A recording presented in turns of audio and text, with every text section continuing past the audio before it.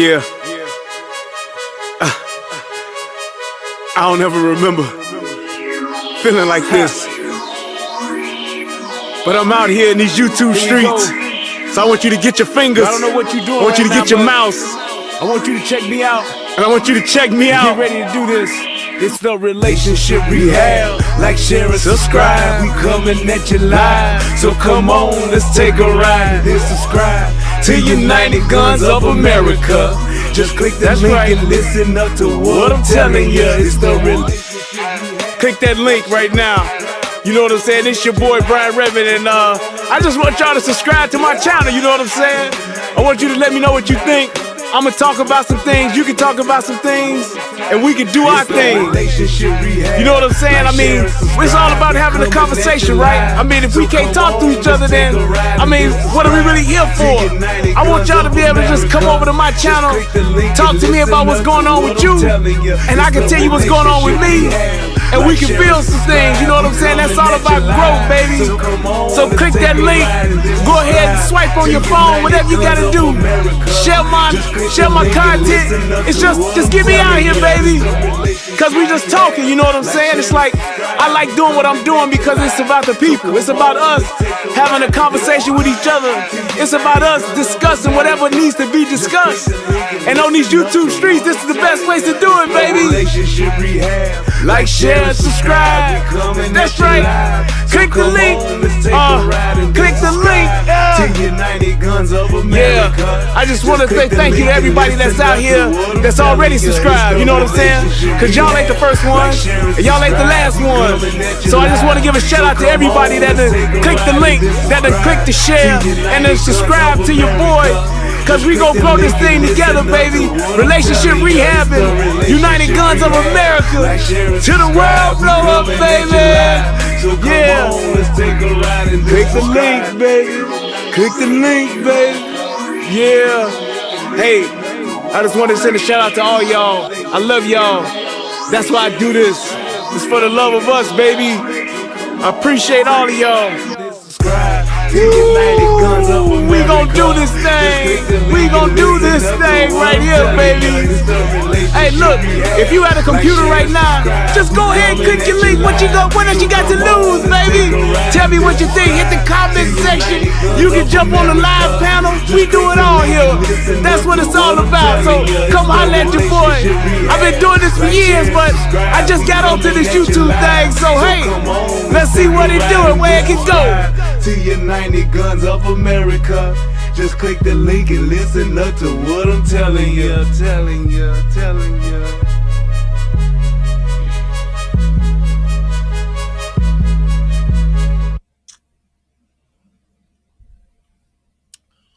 What's going on, everybody? It's your boy Brian Redmond, and yes, we are back for yet another relationship rehab United Guns of America show on tonight.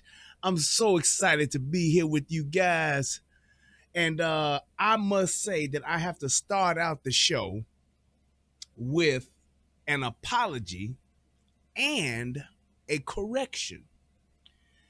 Now, some of you may not actually, hold on, let me stop this real quick. Some of you may remember the last show that we had where there was a discussion about the succession of presidency. And that discussion, quite enjoyable, I might add, led down the road of what happens when or if the president does it, not does it, but if the president dies or the president is not capable of performing his duties and is removed from office.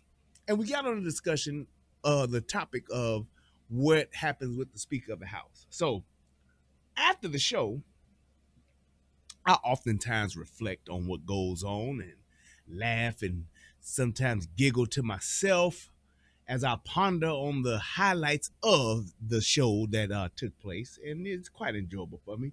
But after this particular show, I said, let me go and look again to see if I was correct as I thought I was. And it turned out that I was not. So what I did was I got the information and then I said, well, this is something I must present at the next show. So here we go, if I can find it. So essentially, what I Googled was um, Pelosi and becoming the president, or her becoming a potential vice president. And then I said, well, no, let me go a little bit further. And I came upon a fact checking page. And essentially, what this came down to was the 25th Amendment.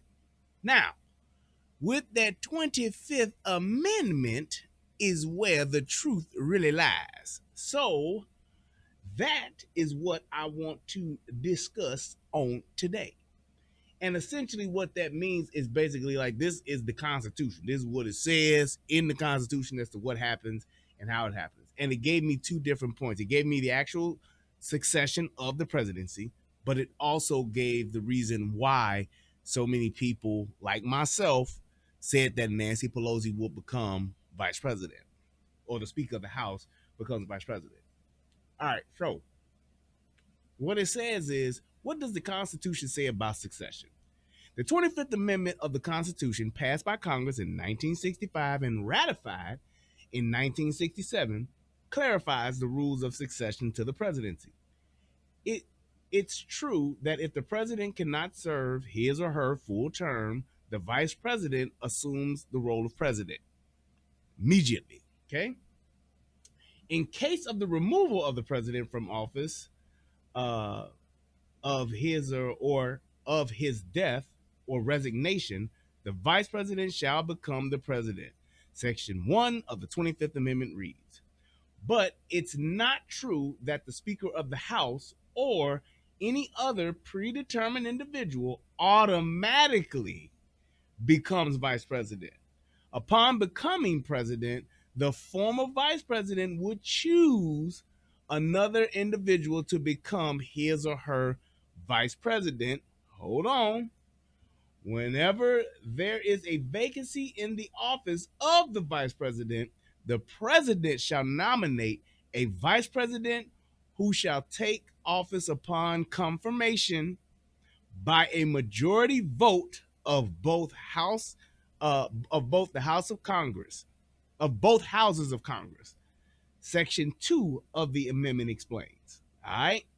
Now, this last happened in 1974 when Vice President Gerald Ford, himself a replacement for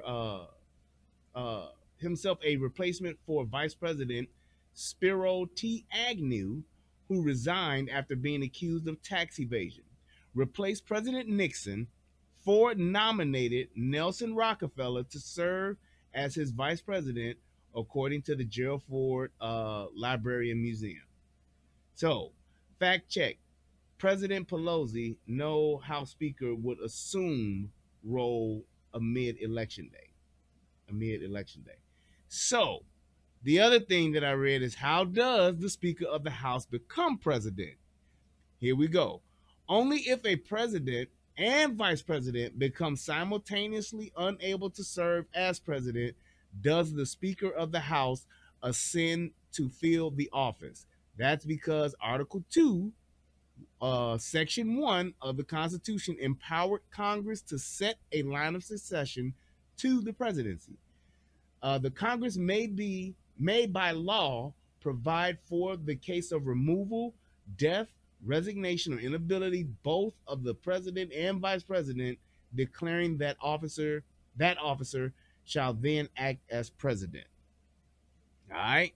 So Congress excised the Power in Presidential Succession Act, first passed in 1792 and then enacted in 1947 as it stands today, which puts the Speaker of the House next in line of the succession after the vice president.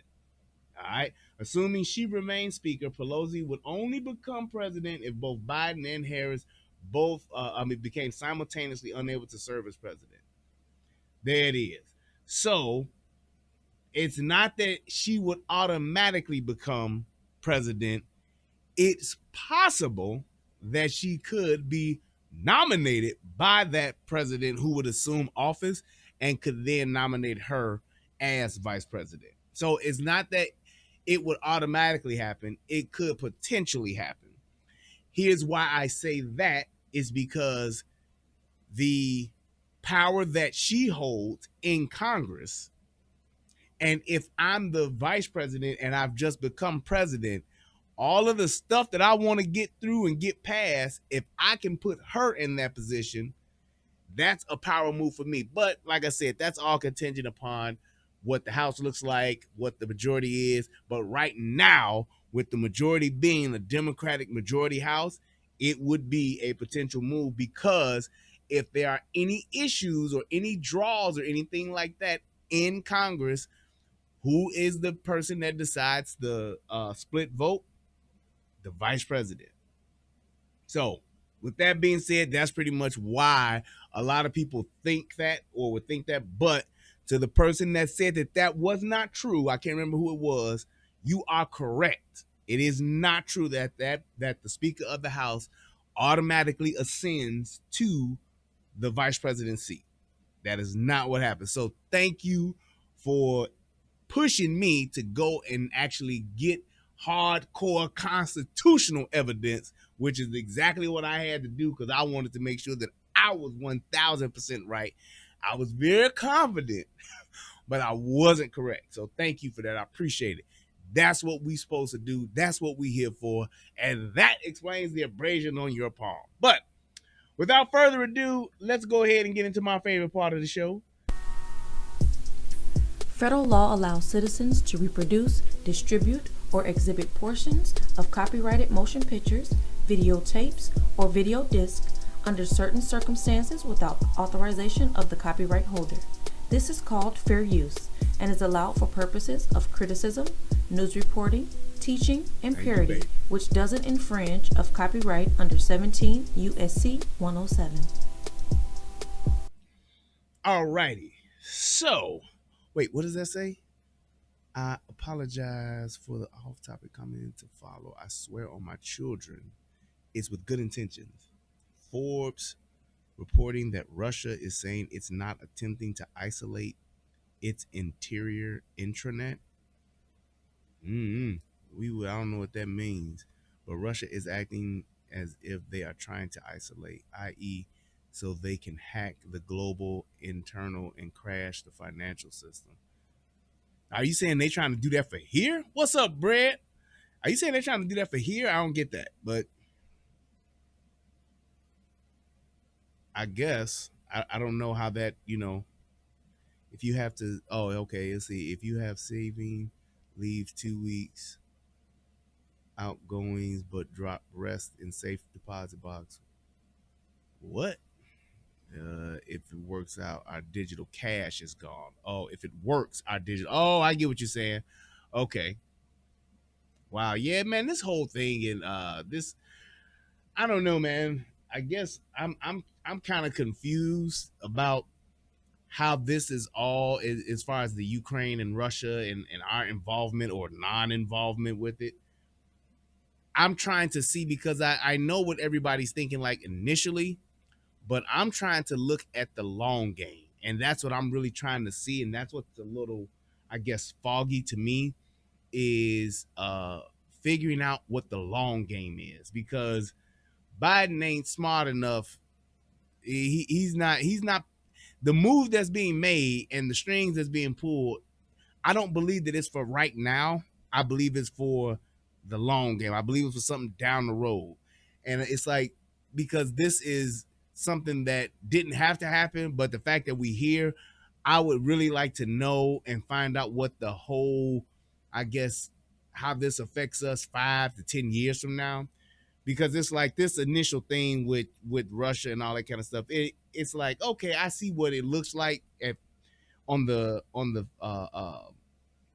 just at face value. I see what it is, but it's like, nah, it got to be something else to go with it. It got to be something else going down the line.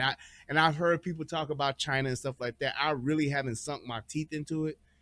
But yeah, it's like, because people are saying, it could potentially be the third world war. It could be something going on with, just all this different stuff. I'm not really sure. So that's why I really haven't talked about it, because I haven't done any research on it, but it is what it is. And I guess eventually the truth will come out. All I'm trying to do is survive the next 3 years. That's just my initial thing. I just want to hope and pray that this old motherfucker don't die, because I don't want that woman getting in that seat. I just don't. You can call me misogynist. You can call it whatever. I don't want that woman getting in that seat, because I believe it'll be even worse, because she is probably one of the most fakest human beings I've ever encountered. And she's one of the worst politicians I've ever seen. And I just don't want her to even come close to getting in that seat. I like the fact that they literally have her doing nothing. Everybody be talking about, where's she at? Where's Kamala? I get it. Yes, you would like to have a more competent vice president, but the fact that they don't have her really like pulling those strings and really being in true control of some shit, it's comforting to me. So I kind of like that sleeping dog to lay where it is. I don't want to wake it up, and I damn sure don't want to give it no responsibility or power.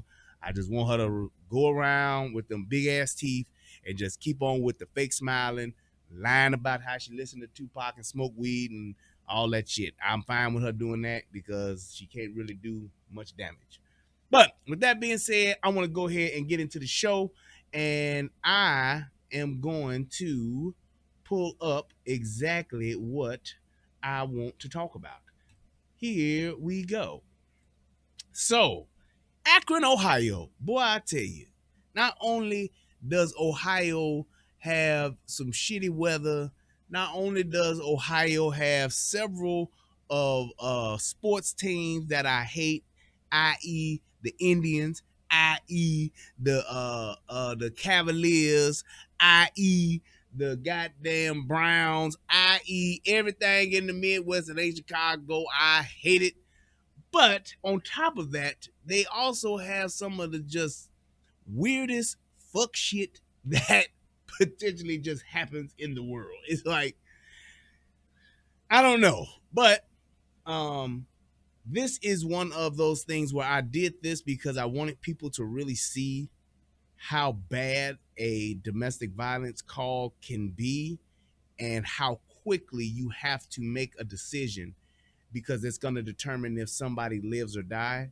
And not necessarily always the police officer, but those people that you are, supposed to be protecting.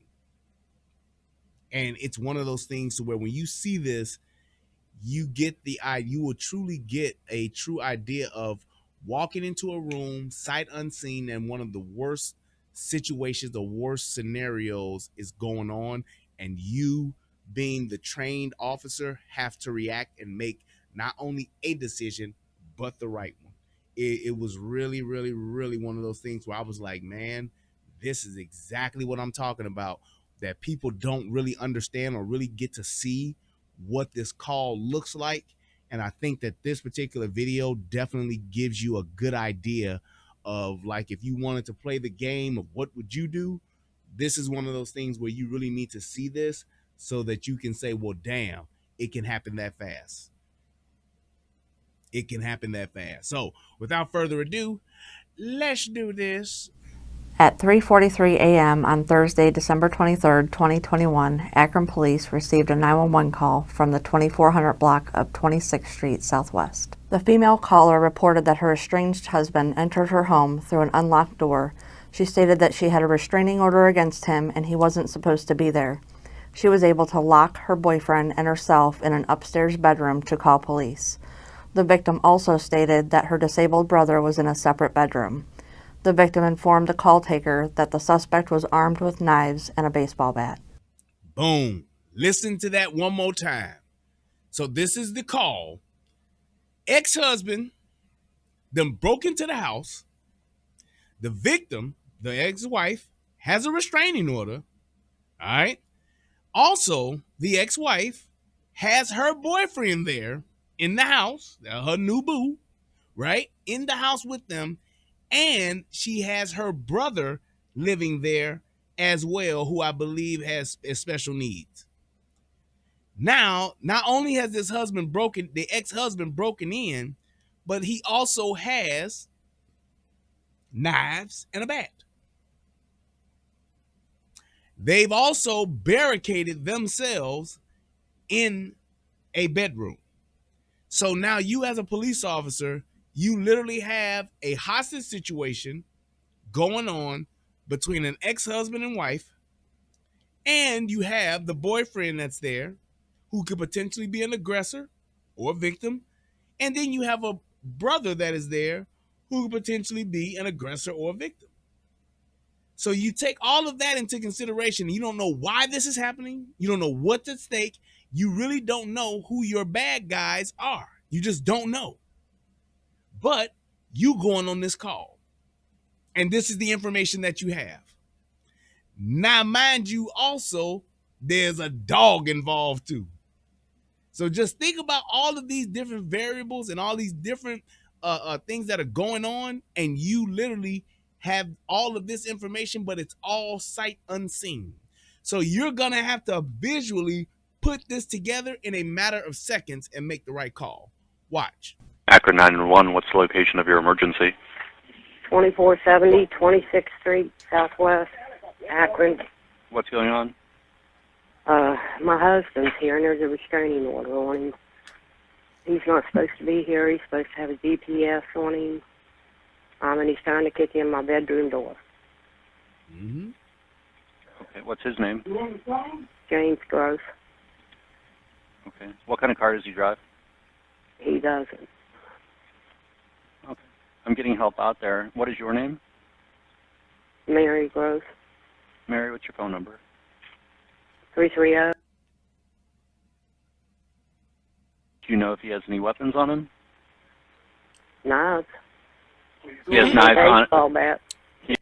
You see how casually she just mentioned that? Knives. Like, he always got knives on him. Like, it's like people don't realize, like, she's so used to this that she's just calm.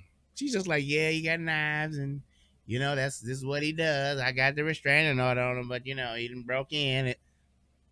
Like, it's just cool. He has knives on him, or they're just in the house? Huh? On him. Yes, Jimmy, I'm talking to the police. Now leave. Now, Jimmy is James Gross. Jimmy is the ex-husband. Jimmy got soul. Jimmy got soul. Jimmy got soul. What's that song he was singing? Eddie Murphy singing? Has he threatened you with a knife? You know. He says, Oh, this nigga he means says some you're harm. not coming up in here, that you'll have to kill him.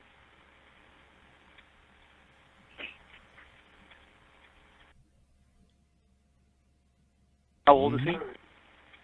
58. Is he white, This is black, like mixed? 7. White. Okay. About how tall is he? About 5'9". About what does he weigh? Mm-hmm. About 180. Okay. What color is his hair? Black. Okay. Does he have any tattoos that are visible? Yeah. Where? On his arms. On his arms. It's like and you got legs. all this going on, and she's just as calm. Okay. And Jimmy doing what So- he does. how did he get to you? He walked to your home? Yeah. Does he stay nearby? I don't know. You don't know where he stays. Okay.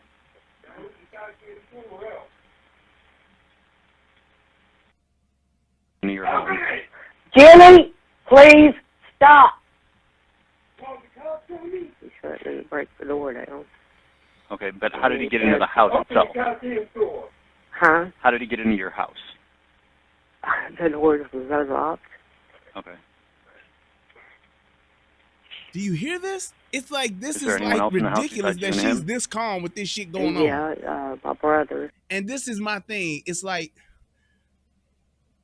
as far as, you know, I tell you, I would say a lot of times that police officers, when they hear these kind of calls, they're not trying to rush to get there because they're hoping that by the time they get there, he's gone or she's gone, whoever was the problem causer, they're gone. Because with her being this relaxed, this is a clear indicator that this ain't her first rodeo. She has been dealing with Jimmy crazy ass for years. For years, probably before when they was boyfriend and girlfriend, to when they were husband and wife, and now that they're ex-husband and wife, they're divorced, it's still going on. So that means that she's just as much of a participant in this dysfunction as he is. The fact that he's, after all of this time that has gone on for however long they've been married, the fact that he's even here doing this lets you know that this is one of those things. This is what they do. And I always try to point that out, that people got to realize domestic disputes, domestic violence, and all of that stuff. Yes, it's serious, it's real, and everybody lives matter. But you have to take into account that most domestic disputes, most people that are in domestic violence situations, it is a learned behavior.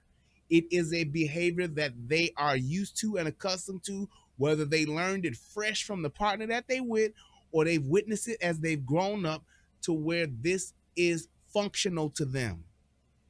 That's why she's this calm. She's been through this plenty of times before. And that's one of the things that you have to take into account. It's like, it's not one of those things to where you just, oh, this is just so terrible that she's going through this. Oh, it's just such a bad thing. Nope.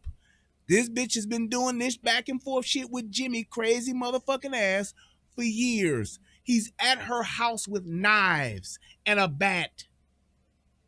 He's definitely has the intention on getting busy with somebody, whether it's her, the new boyfriend, or both.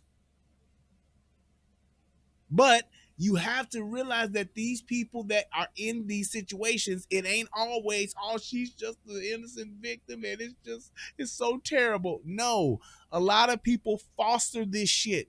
They cultivate these dysfunctional ass domestic violence relationships.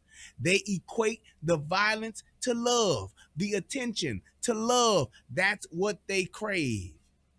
That's why you'll have a woman who will be getting her ass beat by her man for 20 years. Because that's how she equates love. With a black eye. He don't love me unless he gives me an uppercut. He don't love me unless he gives me a right cross. He doesn't love me unless he checks my chin, chokes me out, or slaps me around at least once a week.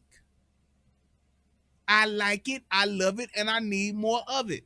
And I don't understand why people don't want to acknowledge that part of domestic violence, to say, yeah, I get it, but if this ain't the first time he done went upside your head, choked you out, pushed you, whatever the case may be, and you still in it, then you kind of like it. That whole thing of, oh, I don't have anywhere to go, or where can I go? What would I do? I can't get away. No. That's bullshit. It's too many resources out here today for you to stay in a physical or emotional relationship where you getting your ass beat. It's just too many. It's too many. So you gotta realize that this is one of those things, because you'll go there and a lot of men will put our capes on and da, da, da, da, here I am to save the day. And you thinking you about to go in here and save this damsel in distress, and you gonna jump on this dude and you gonna whoop his ass and give him what for, and fuck around, and she'll be on your back stabbing you because she's there. Leave him alone. No, don't do this. Just let him go. And you'll be like, wait, bitch, you called us. And that's all a part of the plan. It's a part of the show. He stays here. His name is James, too. And then I have a boyfriend here. Okay, and where are those other males? Upstairs. We're all upstairs. But he's wanting to get in my bedroom. Okay, so your boyfriend and your brother, though, are in some other room?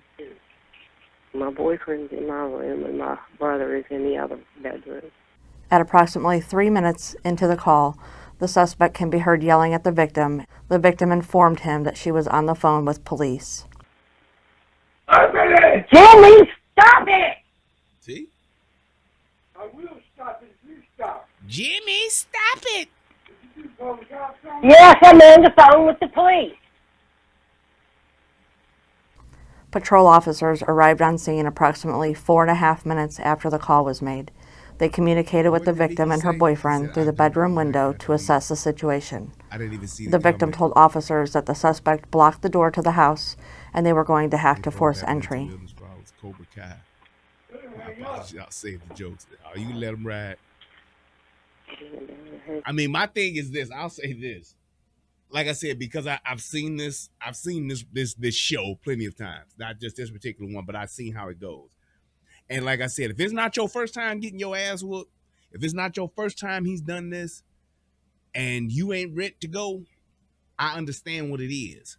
So this is one of those things to where I'm more so looking at this not as the we got to stop domestic violence. I'm not looking at it from that lens. I'm looking at it from the lens of police officers being on scene, coming to a situation like this, and just exactly showing how much information is coming at you in such a little time, and you have to make decisions during this time. That's what I want to point out, because so many people get it mixed up and get it twisted to say, oh, the police could have did this, the police should have did that, they ain't had to do all that, and you don't really understand what's happening. So that's why I'm kind of like doing this part of it, because I want people to see how this is coming, coming to a head, but how calm she is. Yeah. Okay, stay on the line with me. I got a bunch of cops coming. Just stay on the line with me. He said he's got a... Now I think the door's locked down there. How am I going to get down to let him in? Yeah, and here's the thing, Nikki. She left her disabled brother in the room because she knows Jimmy ain't there to hurt her, or ain't there to hurt her brother. Jimmy there to hurt that nigga, or he there to hurt her ass. That's who he there to hurt. So that's why she's doing that. That's why she's taking the position that she's taking, to where they're bunkered down in this room, because she knows Jimmy here to fuck us up.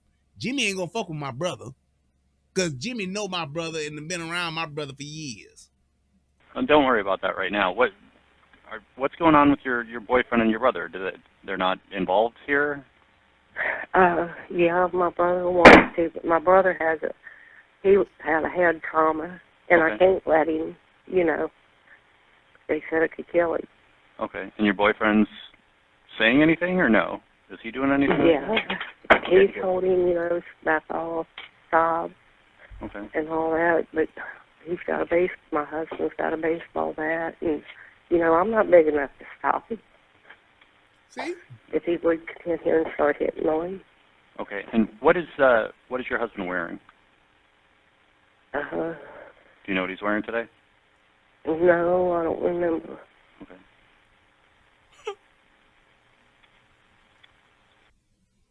It's got a bunch of cops coming. Do you see how calm she is? It's like this. This motherfucker's in the house,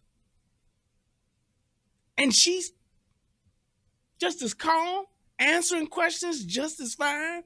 Like, she really doesn't even believe that her life is in danger, because she's so used to Jimmy and his fuck shit. He's going downstairs now. I think there's the police. See? Yeah, they're pulling up now.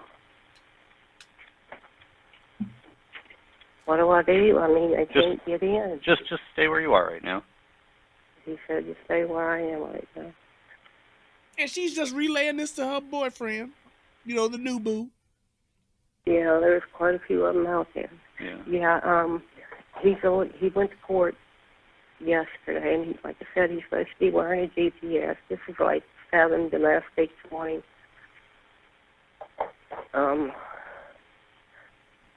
I'm just now getting over the COVID.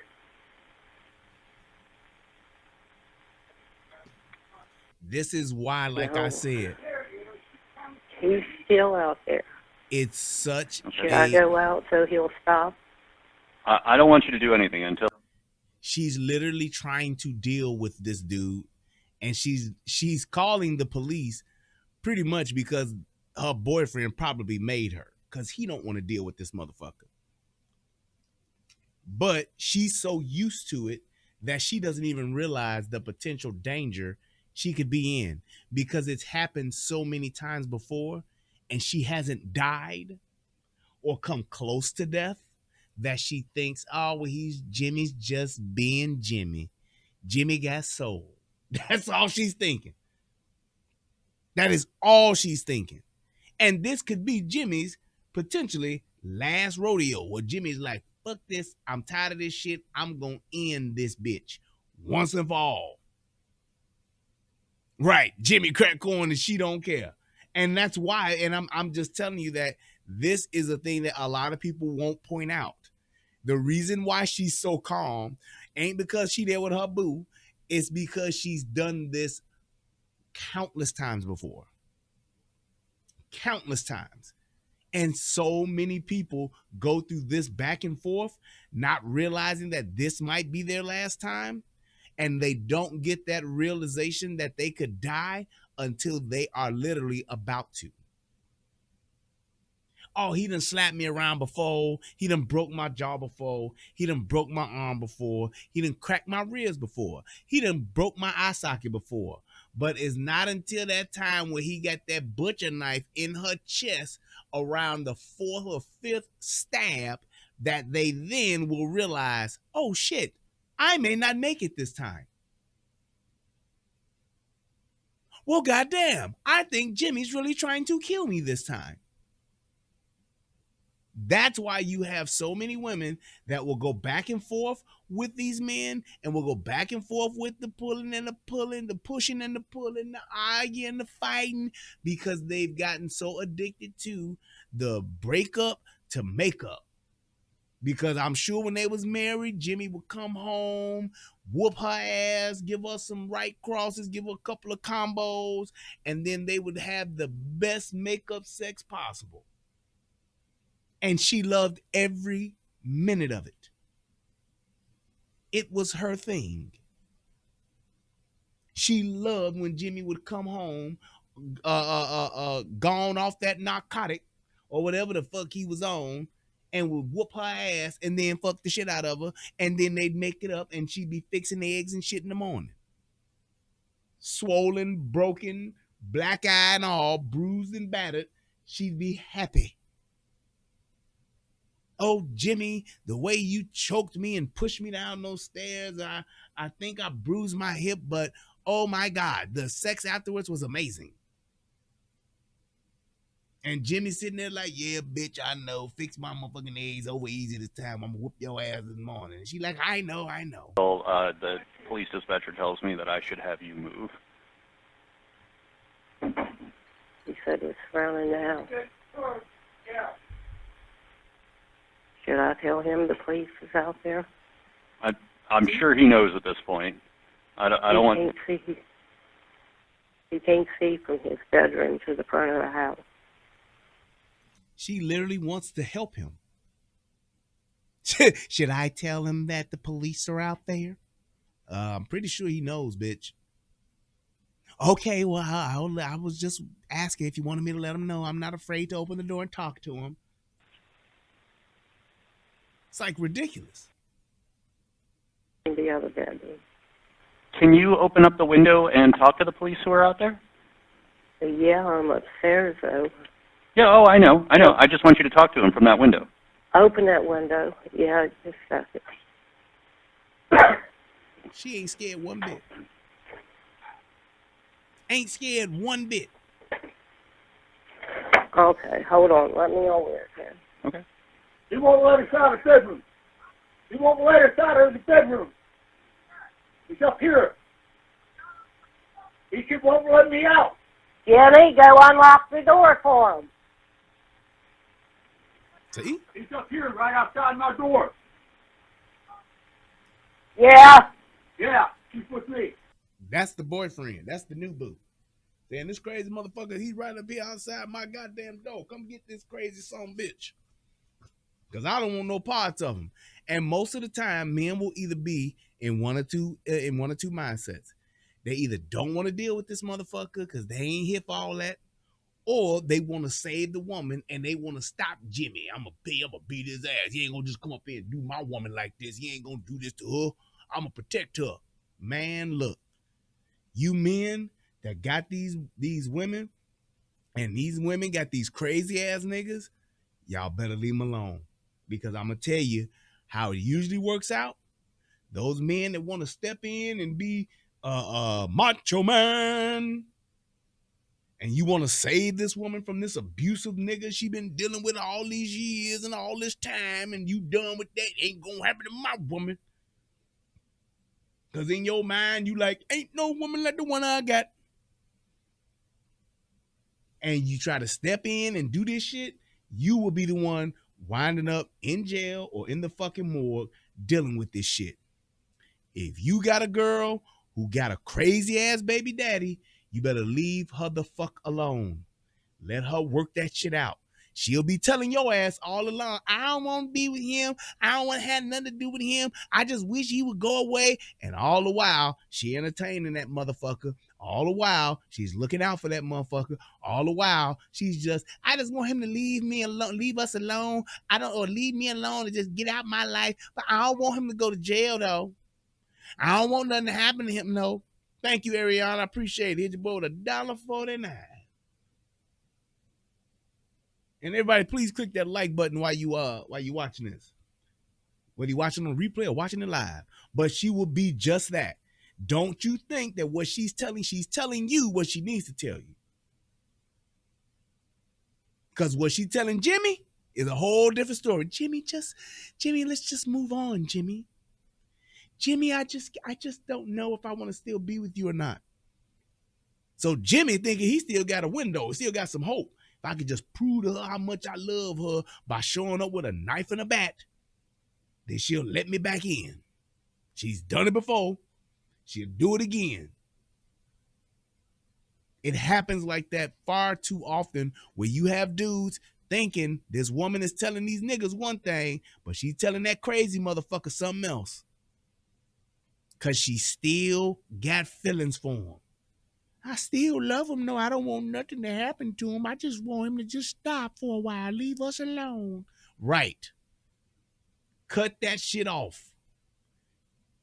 You see a mother, I'm telling you like this. You see a motherfucker that got some shit like that. Oh, I got a crazy boy. He be acting weird and crazy. Okay, well, look, I want to be here with you while you talking to this motherfucker on speakerphone and end the relationship. Let me see your fucking text messages that you've been going back and forth with this nigga to see if you really entertaining this nigga. Because these niggas will continuously be on that, girl, look, I love you. I love you. I just want to talk to you. And she's sitting there entertaining that motherfucker like, what you got to say? That's the window of opportunity where niggas still think he got a shot.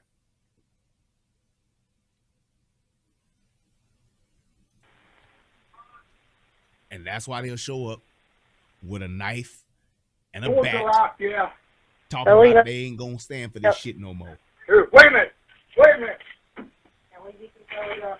See? Listen to him. He's running down the steps. Now, tell him watch. Jimmy, tell him he'll run out the back door. Have somebody in the back. He might run out the back door. I think See? He might have ran out. Toss the keys.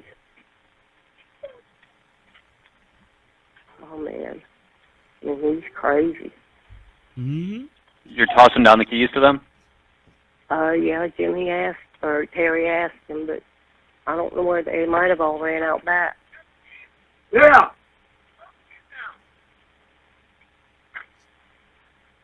Okay, he's throwing the keys. Now, Okay. once have you heard, please hurry.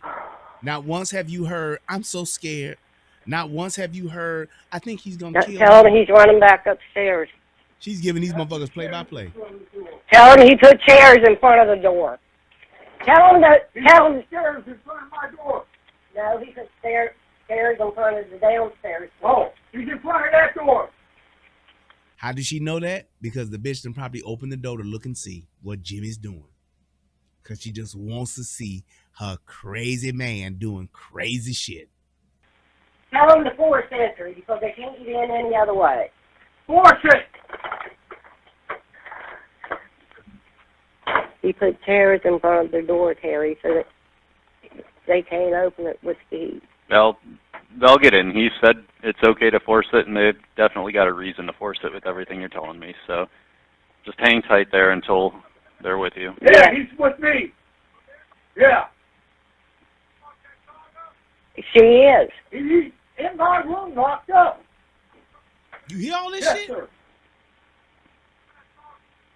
And it's like when you Yes, look Lord. at, just listen But to how she is she's very dealing with friendly. this. I'll keep her in here. She is going to stay in here.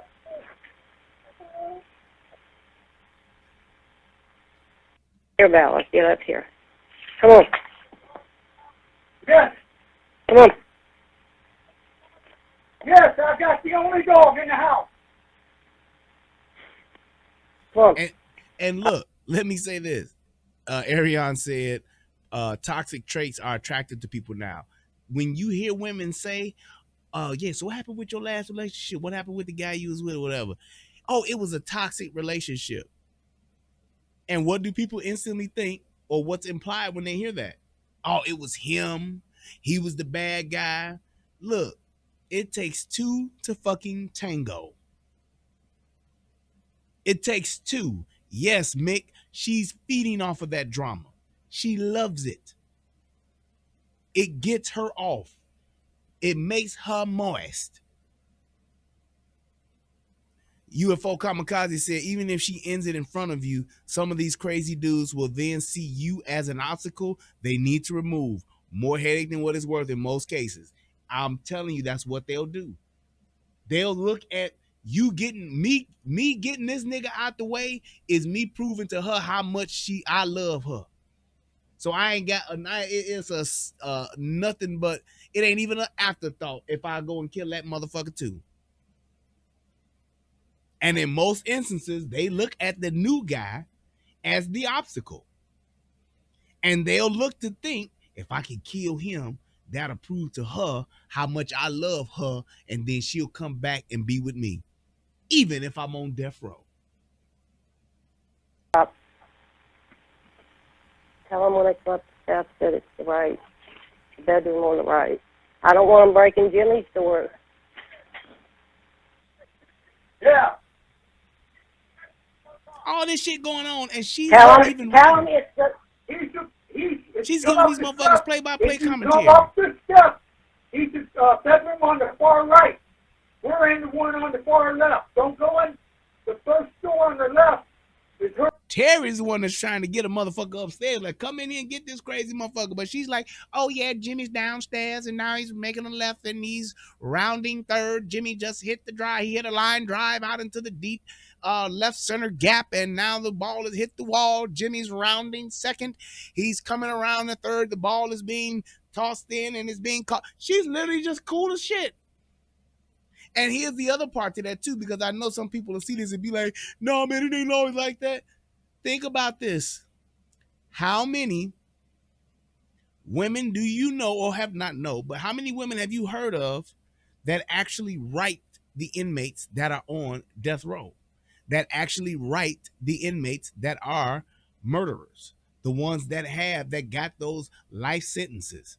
They will not only write them, they will become pen pals. They will even then marry them, have conjugal visits with them, and they know that these motherfuckers are killers. Serial killers the same. It's literally a group. It's a thing. It's not, oh, it's just happening to one person, one. No, it's a thing. Women that are attracted to men that are murderers. They like that danger. I like the fact of knowing that at any given point in time, this motherfucker may want to end me. Brother, he's disabled.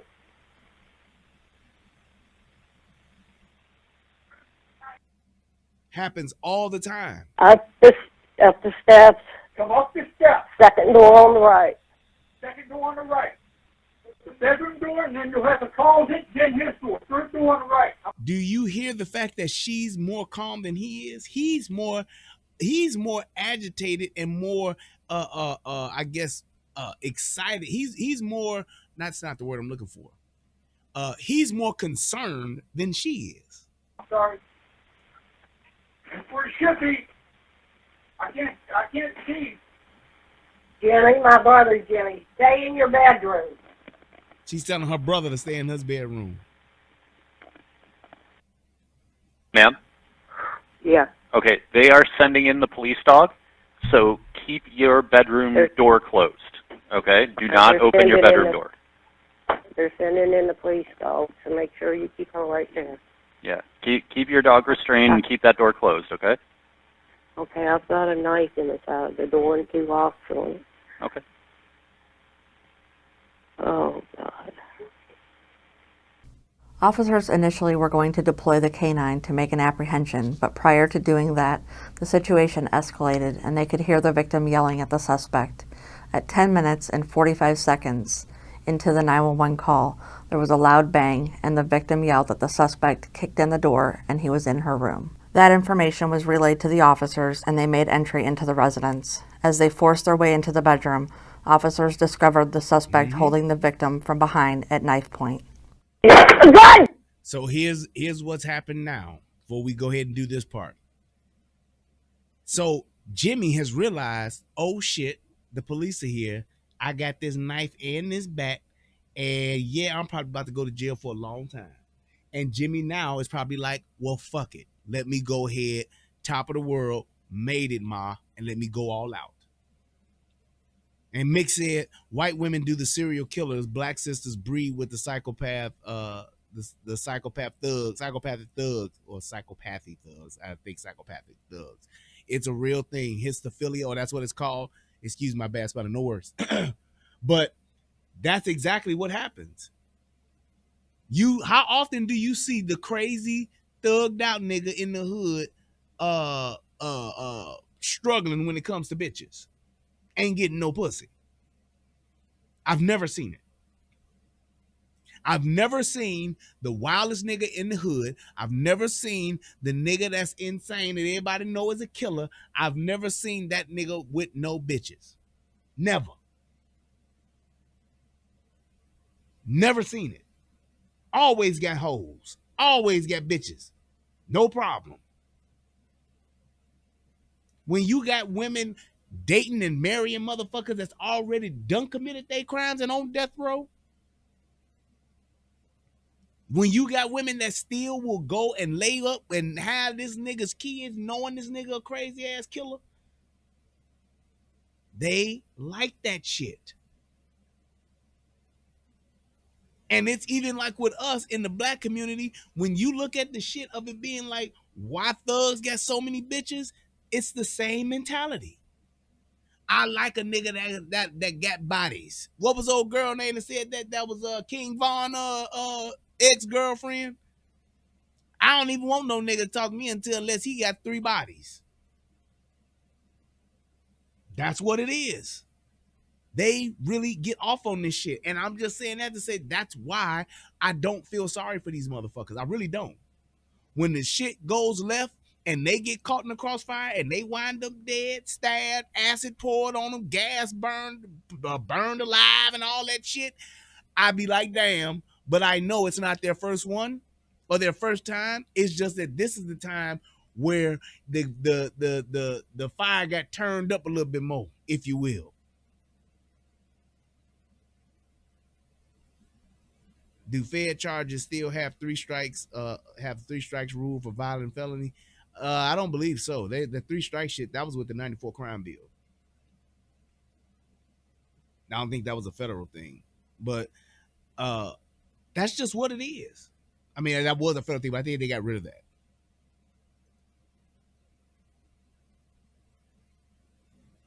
Here's where the shit hits the fan. Jimmy, stop! Jimmy, he broke my door open.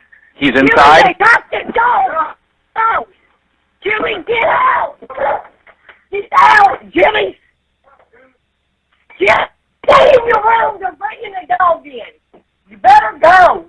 Jimmy, you better give up. Jimmy, stop! Get up! Jimmy, get out! Hold on, in my room. On the dog, we got it. Door. Yeah. Open the door. Hey, Jimmy, got it. What? Open it. Jimmy, stop.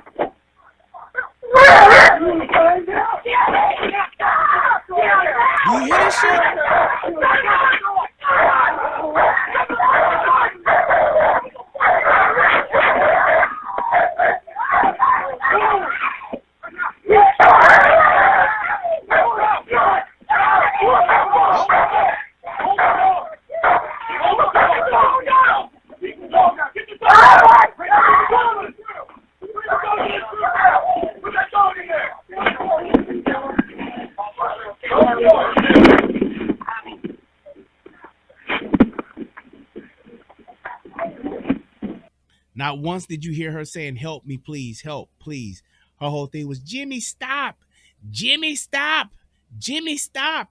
And she didn't think about that shit until he broke that motherfucking door in. And Jimmy shit was like, I'm going to get you, bitch, before these police get me. Here comes up.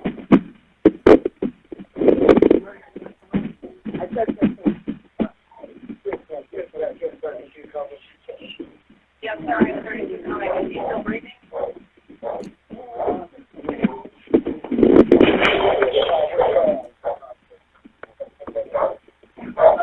Jay said, if I got a dog and somebody breaking my house, that dog better have a. Here's the thing, though, James. I'm sure that dog know Jimmy. That dog sitting there like, Jimmy, that's you? Hey! He started wagging his tail. Hey, Jimmy, you here to beat her ass again? Dog ain't gonna help you in this situation when they know the motherfucker. Hey, hold the dog. Unless you got a well-trained dog. Ma'am, are you bleeding? Where are you standing? Hold the dog. Yep.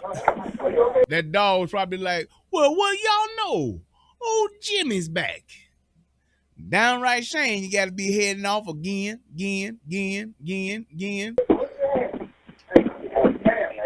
Come on. You hold the dog. Come on. Hold the dog. Come on. Come on.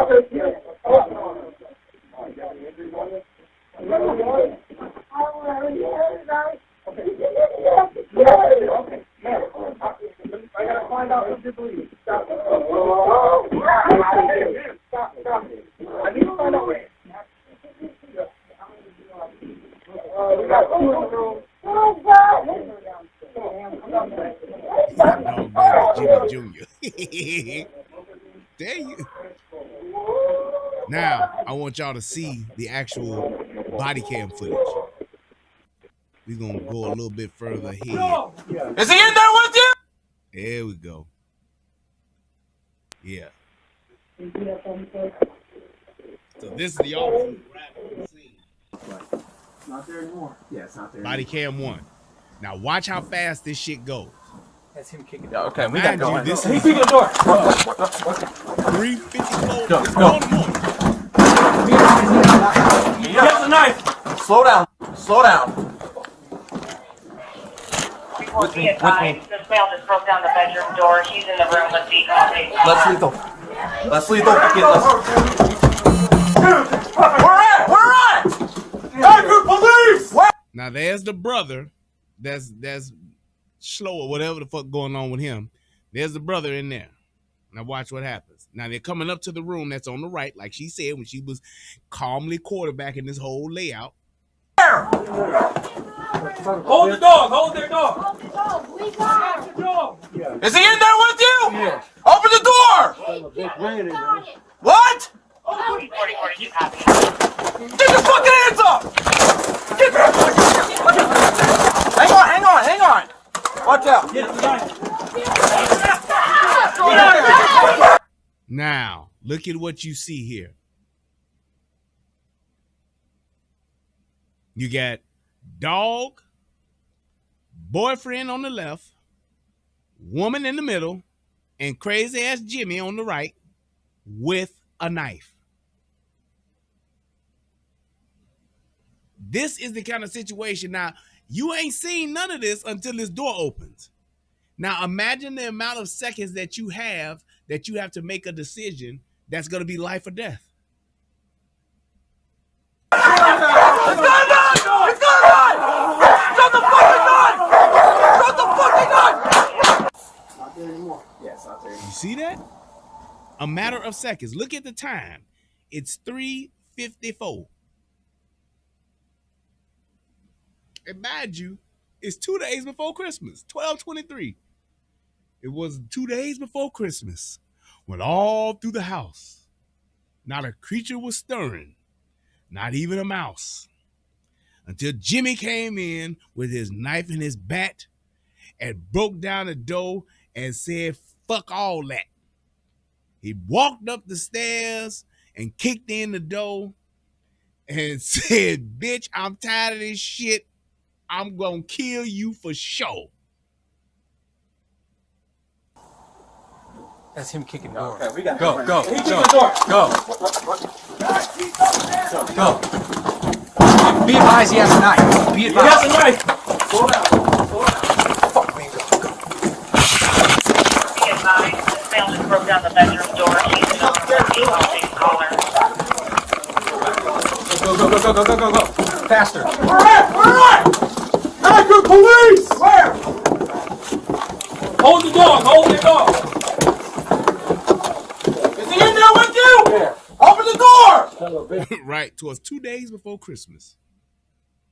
But you have to look at it like this. This is all new to the officers. This is all new to the officers. They don't know shit about this layout. All they know is what they're hearing and what dispatchers told them. That's it. But you still have to make this decision. Now, here's the thing. What? Well, I'll let it go. Then What? 4042 copy. Get the fucking hands off! Watch out. Hang on. Watch out. Get the knife.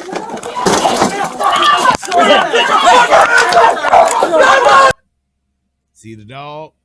See Terry? See, I think her name was Debbie or whatever the hell her name is in the middle. Mrs. Gross. And then you got Jimmy on the right.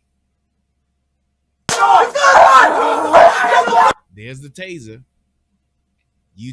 Now, is she breaking away?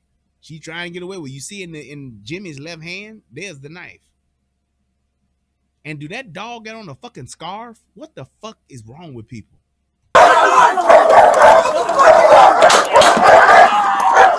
And there you go. There you go. He still had the knife. You tased him, but that tase don't, because, and this is why I don't like fucking tasers, because you really don't know for sure how incapacitated that taser renders somebody. And you only have seconds.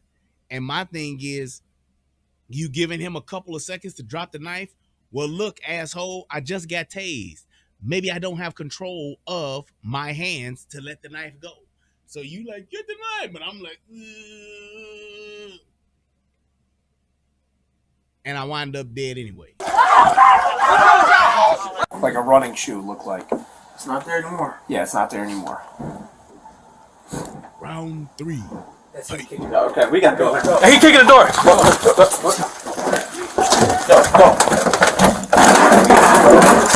You have the knife. Slow down. 44 be advised. And here's the thing. I know some people may think that, man, why would he tell him to slow down? Here's why. It's because you don't know what the fuck else is in this house. Number one. Unfortunately, she may be in a fucked up situation and he could be stabbing the shit out of her. He could have went stabby McStabberson on this motherfucker, but because you're coming in and you may potentially have to fire your weapon, you want to make sure that you're shooting the right motherfucker. And it's hard to see all of that at 4 a.m, going through a house that you ain't never been in, and all you're hearing is barking dogs, yelling and screaming behind closed doors. This male just broke down the bedroom door. He's in the room with the caller. Let's sleep Where at? Akron police! Where? You don't know if that's your bad guy right there. You don't know if he's going to try to step in and save Jimmy. You have no idea. And these are the different variables that you have coming at you all at once in a matter of seconds. Hold the dog, hold their dog. Is he in there with you? Yeah. Open the door! What? 4042 copy. Get the fucking... You see? I got a glimpse of Jimmy. I don't know if they behind the door. I don't know if that was Jimmy and Terry was trying to open the door. I have no clue as to what's happening. Hands up! Get back! Hang on! Watch out! Get it, And that's why this officer is telling him, like, hang on. Because he wants you to be able to get into that room, yes. But you still have to assess who's in there and what's happening and who is your bad guy. You have to be able to assess who is my bad guy in this situation. Because if you don't, Terry could wind up dead very easily. They're both standing next to her.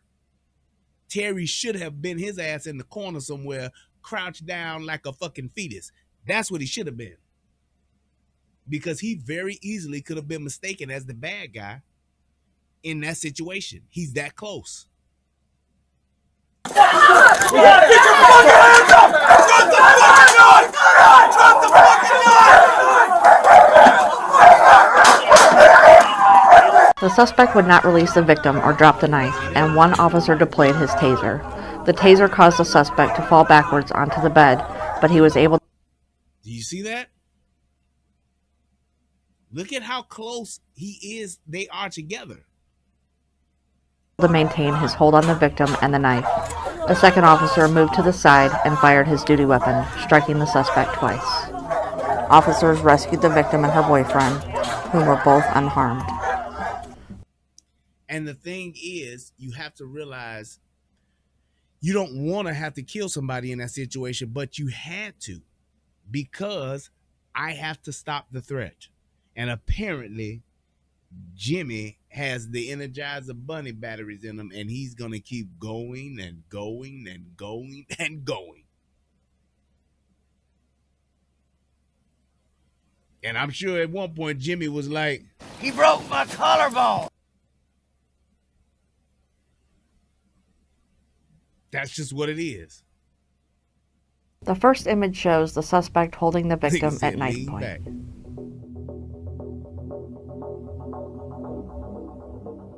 2 seconds later, the taser is deployed. 3 seconds after the taser deployment, the officer discharges his duty weapon. And here's the thing. Salute to this officer. He did a great job at not shooting this person. Shit, person got shot. But he was able to get a shot because he did one critical thing. He moved into position to where he could shoot him safely and minimize the chance of him shooting her. Facing both of them, that's a bad shot. That's a very risky shot. Him moving off to the side and being as close as he was, that's what you want to do. You ain't going to try to grab the knife out of Jimmy's hand. You ain't going to try to wrestle Jimmy to the ground, because that's how you get stabbed. And people will say, well, he got tased and he was holding on to the knife. That wasn't his fault. Well, the thing is, Jimmy shouldn't have fucking been in that room no way with a goddamn knife. Jimmy should have threw his hands up as soon as they broke down the door. But Jimmy didn't. He was like, fuck that. Jimmy wanted to crack corn and he didn't fucking care. And you know what happened to Jimmy? Well, he died doing what he loved. Getting shot. He did. Once the first round is fired, the knife can be seen starting to fall. The knife continued to fall and landed on the floor at the feet of the victim. This is a picture of the actual knife used by the suspect. The 2 officers involved in this incident both have approximately 7 years of experience with the Akron Police Department. Per department policy, both officers were immediately placed on paid administrative leave pending the results of an investigation.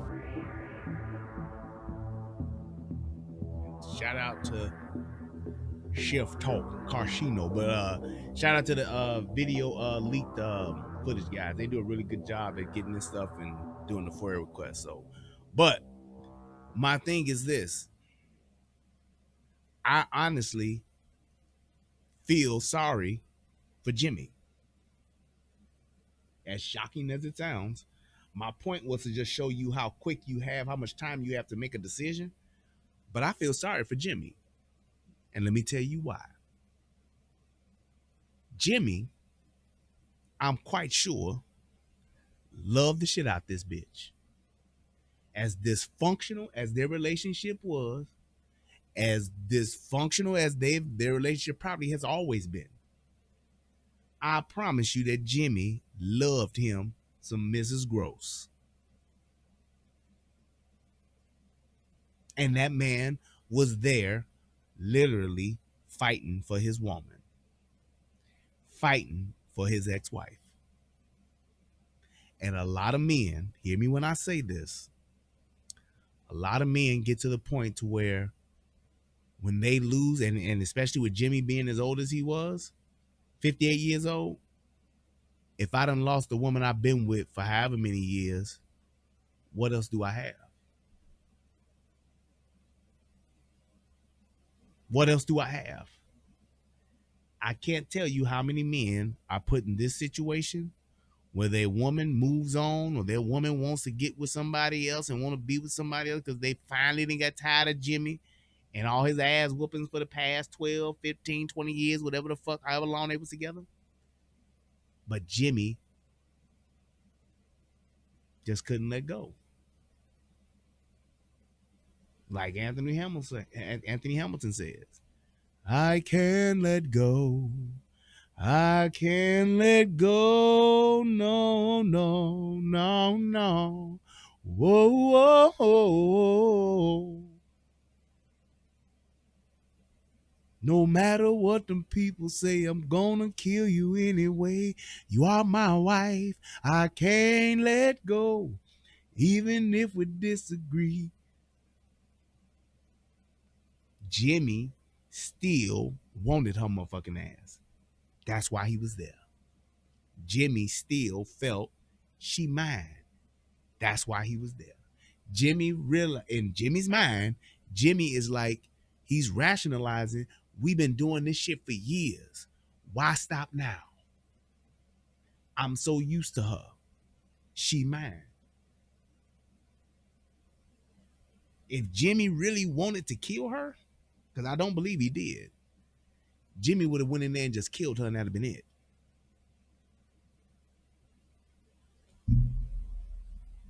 Y'all saw how paper thin that door was. Jimmy could have kicked in that door and stabbed the shit out of her and ended her life and been done with it. And ended Terry's life as well, and that damn dog. Jimmy didn't want to kill her. Jimmy wanted her back. Yeah. He wanted her back. Ooh, baby. He wanted her back. When I showed up at your door with my knife and my bat, I really didn't want to hurt you. I just wanted you back. So I walked around the house and barricaded those doors, 'cause I was hoping that at some point you would open up the door. Whoa, baby, give me one more chance so I can run up on you. Won't you please let me back in your room? I will kill Terry if I have to, girl. Yes, I will kill Terry.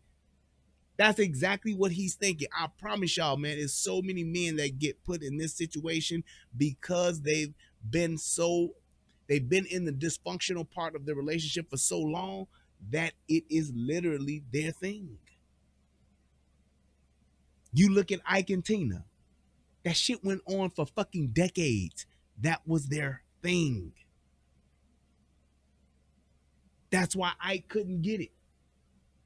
He was like, look here, and I gave up that narcotic. Let's just get back together. Because he can't understand, like, bitch, I've been beating your ass for this long. Why stop now? Why quit on me now, baby? You've been my punching bag for 15, 20 years. Why you gonna leave me now? Yeah, I know I'm fucked up, but you fucked up too. That's our thing. We fucked up. I know you with Terry, but you mine. That's exactly how men think that do this. That's why they're in these, and a lot of times, how often do you see this situation? It's the first time. Hardly ever. It's round 42, round 78, round 21. This is not the first time this shit done happened. That's why he was there doing what he was doing. Oh, she gonna take me back. All I want to do, I just gotta get in the room with her. And that's why I feel sorry for Jimmy. Because neither one of them wanted to be the first to say goodbye for the first 15, 20 years. Then when she finally had enough and had a better opportunity or just got tired of getting her ass whooped, now Jimmy like, I don't, what the fuck? What about me? Just gonna leave me? We have to realize that this dysfunction, and it's not, and this is just in a domestic violence scenario, but there's so much dysfunction that's going on in our communities, in our households, that because we don't go and try to nip it in the bud, because we don't go and get the help that we need, the shit progresses so much and it goes on for so long that it becomes a part of us, and that's who we are. It's who we are. That's why I tell people, anytime you in a domestic violence relationship, that first time he hit you, unless you like it, leave. Because I promise you, had she left him the very first time he went upside her head, they wouldn't have been here and Jimmy wouldn't have died. Jimmy would have still been alive.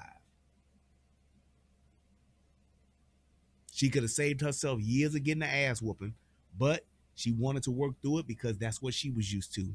That's why she was so calm with the shit. She didn't even get afraid until Jimmy grabbed her motherfucking ass with that knife.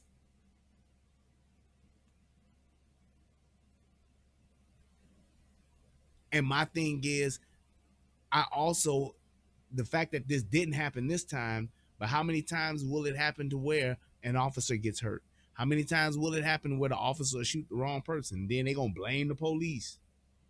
How about we put the blame on both of these dysfunctional motherfuckers for putting police officers in this situation? I understand that it's the job, but why would you foster a relationship and continue to cultivate a relationship that gets to the point to where this is what y'all do?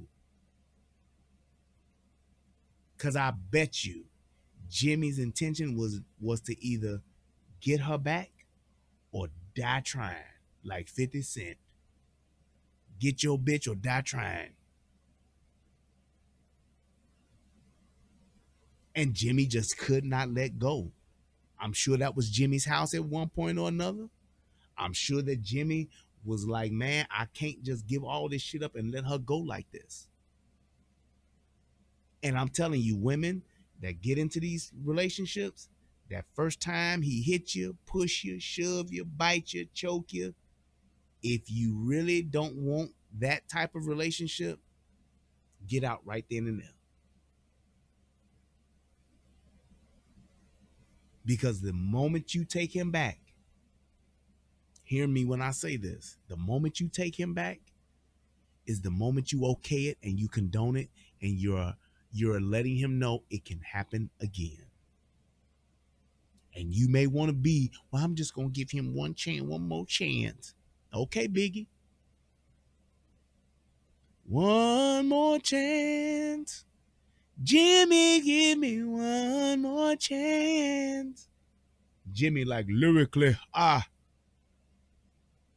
Jimmy kills all the honeys, dummies, playboy bunnies. Those want money. Those are one I like, because they don't get Nathan but stabbination. That's exactly what happens. I'm telling y'all.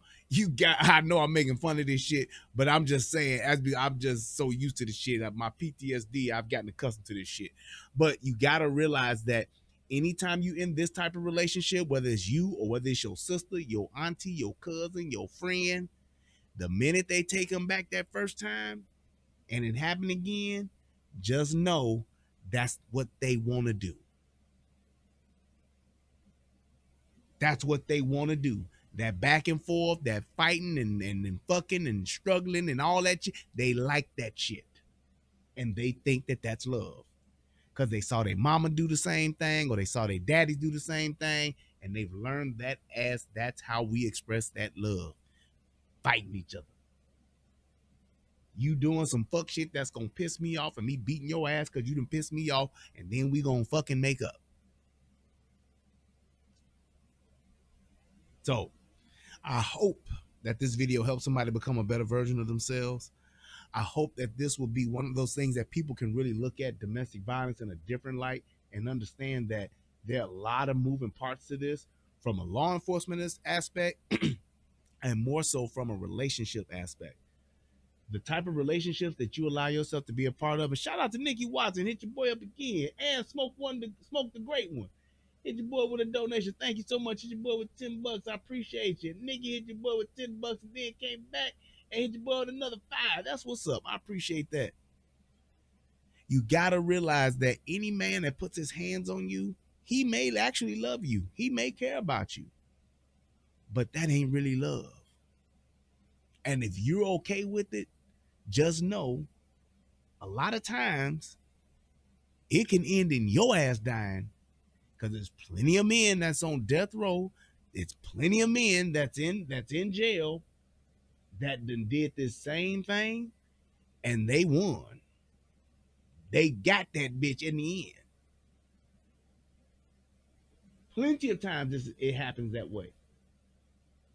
So I'm telling you. And shout out to my man Mick, hit your boy Parker, hit your boy with $28. I appreciate it, man. Thank you so much on the PayPal side. Thank you. I'm glad you said something so I could check it. And just join the monthly membership, my man, sir. That's what I'm talking about. I hope it pop up so I can put you on a new level. But that's what you have to realize, to say, hey, you can't foster this type of relationship because it won't end until one of y'all are dead. This particular time, she won. Game, blouses. But it could very well happen the next time and Jimmy will win.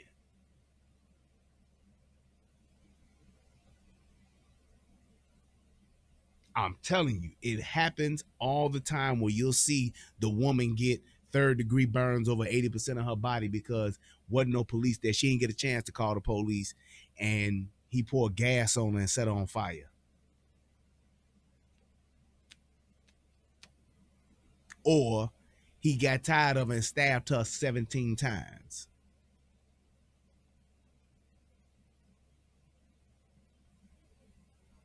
I'm telling you, it happens. And you have to take that into consideration and take that into account to say, well, if this kind of stuff is going on, then it's not just a thing of the bad guy being the guy is the bad guy and he's the devil and all.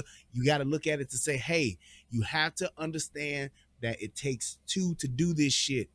Unless it's the first time, it's a fucking dance after that.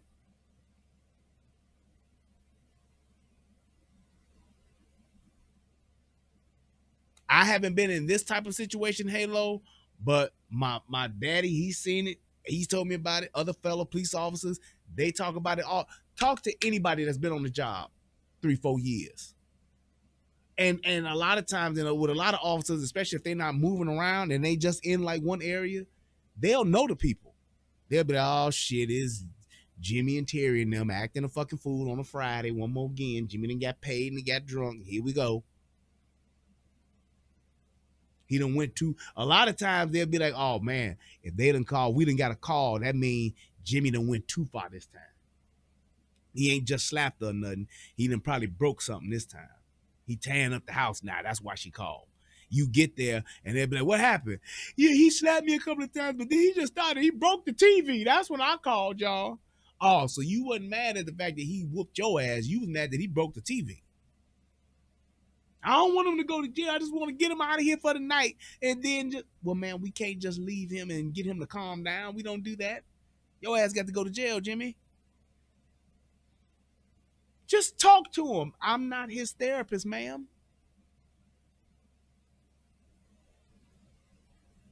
You got to take that into account and understand that, because a lot of times, and especially for police officers, don't think that you go in there and you going to save this woman and think that, you know, she going to be happy that you saved her. Nope, because she going to be right down there to bail that motherfucker out.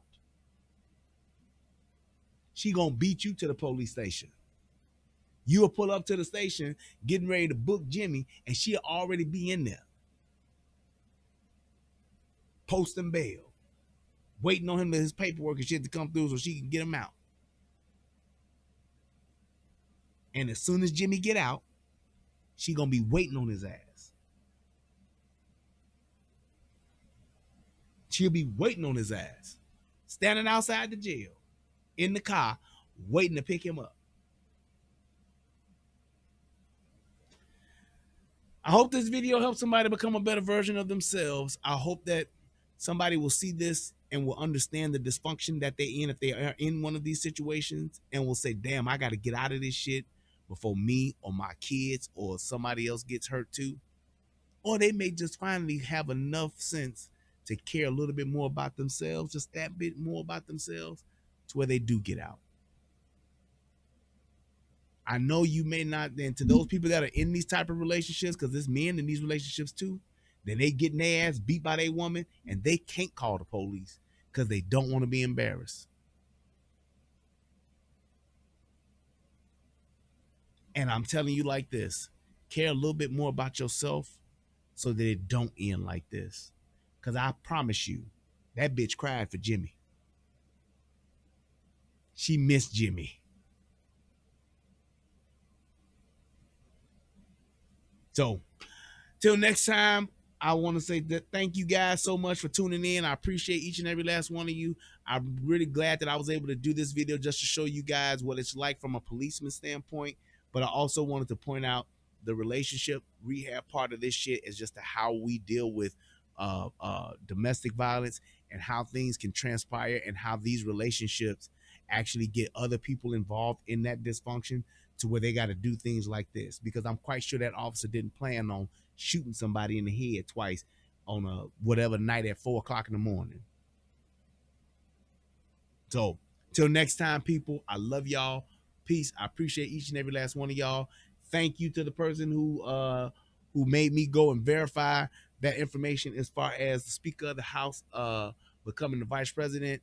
I hope that helped, and I hope that people were educated by that. I love y'all. Till next time, peace, and I'm out. If you're watching this on the replay, click that like button, leave me your comments, and also click that donate button. Hey, also to the person that was in my chat talking shit about me, about the way I do my show and my content, my views going down, motherfucker. I ain't gonna call your name, but you know who you are. I'm extending the invitation right now. Shout out to Nikki, hit your boy again. I'm gonna tell you like this. If you want to have a conversation with me, just hit me up, email me. I don't mind having a conversation. I don't. It makes no sense. I didn't like really go back and forth on the comment section because I don't want to leave long ass story comments about you saying this and I'm saying that. Hit me up, email me, let's set up a date and time and we can go live and have a conversation on the show. That's what I'm here for. You want to talk about me and how my views went down, I stopped doing the R. Kelly stuff or whatever the case may be. Yep, I got a response for all of that. So if you really want to have a conversation with me, great. If you think that you're just going to go and troll my comment section though, you're going to get your ass blocked. So with that being said, I thank you guys. I love y'all. Until next time, peace, and I'm out.